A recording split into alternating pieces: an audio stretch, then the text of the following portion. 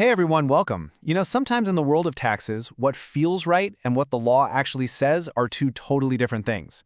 Today, we're going to tackle two huge myths where that exact thing happens. Let's jump right in. So let me ask you something right off the bat. When you hear that one company controls another one, what pops into your head? Probably an owner, right? Or maybe a parent company, a majority shareholder, something like that. And look, that makes total sense in the real world. But in the maze of tax law, oh boy, that everyday meaning can get you into a whole lot of trouble. Yeah, because when you get into the nitty-gritty of the tax code, the answer isn't just, a general idea. It is incredibly specific. It's often really surprising. And getting it right is absolutely critical. This is one of those areas where just guessing is not only risky, it can be a massively expensive mistake. So, let's look at our first assumption. Myth number 1. Linked companies' alarms. This is a big one. It's this gut feeling people get that if two companies are connected or, linked in some way, then bam, there must be a tax problem that needs to be fixed. It just sets off these alarm bells. So here's how you usually hear it phrased. This arrangement creates an arm's length issue because the companies are linked but not consolidated. You see what's happening?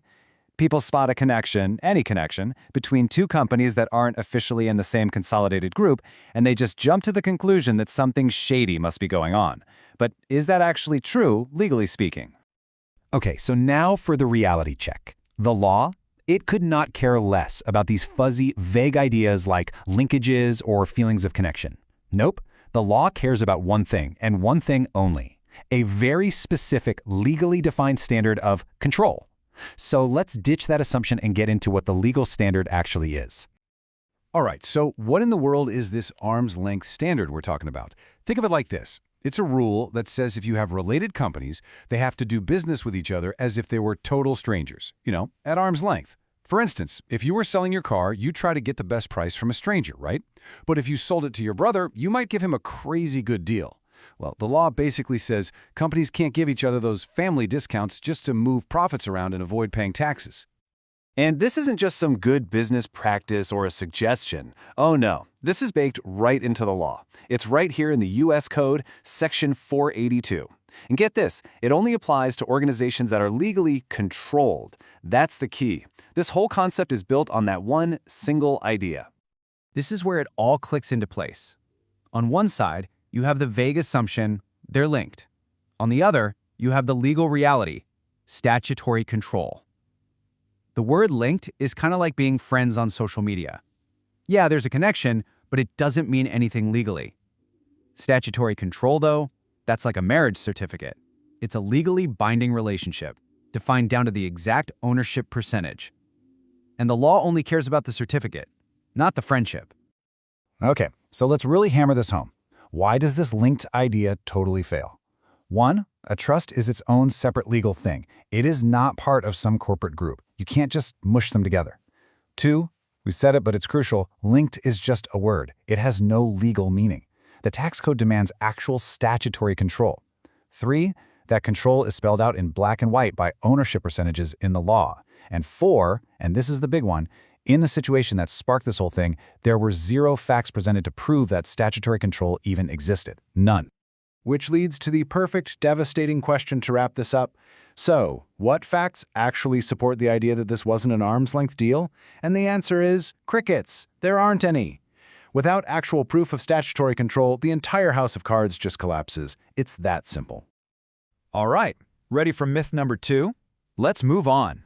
This one is all about who can and can't benefit from a trust.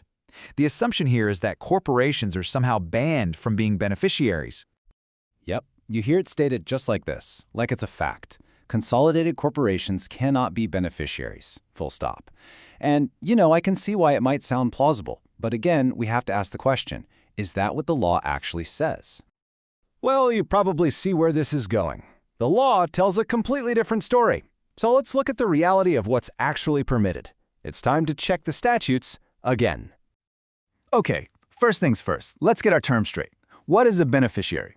It's simply the person or, and this is the word that matters, the entity that's legally set up to receive assets from a trust. And who decides? The grantor, the person who created the trust in the first place. They hold all the cards. They get to name the beneficiary, period. So why is this idea of a ban just wrong? Let's tick off the reasons. 1. The Internal Revenue Code defines beneficiary. And guess what's not in there? Any kind of ban on corporations. 2. Basic trust law, the foundation of all this, is super clear. It says any legal entity that can own property can be a beneficiary. And yep, a corporation can definitely own property. 3. Those consolidated return regulations people point to, that's just about how companies file their taxes. It has zero to do with who can be a beneficiary of a trust. And 4. The trump card. It all comes down to the trust document itself. If the person who created the trust as a corporation is a beneficiary, then guess what?